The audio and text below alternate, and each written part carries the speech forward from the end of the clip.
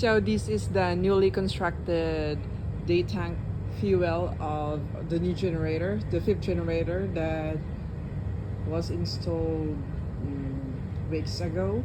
As what you can see here, there are already fittings or pipe fittings around. So this is the fuel line.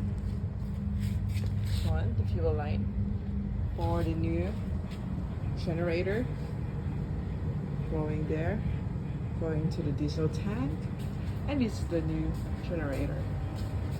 So it's still under construction. You can see the piping here going to the radiator, going there, up there. Okay, so overall, it's still not done yet.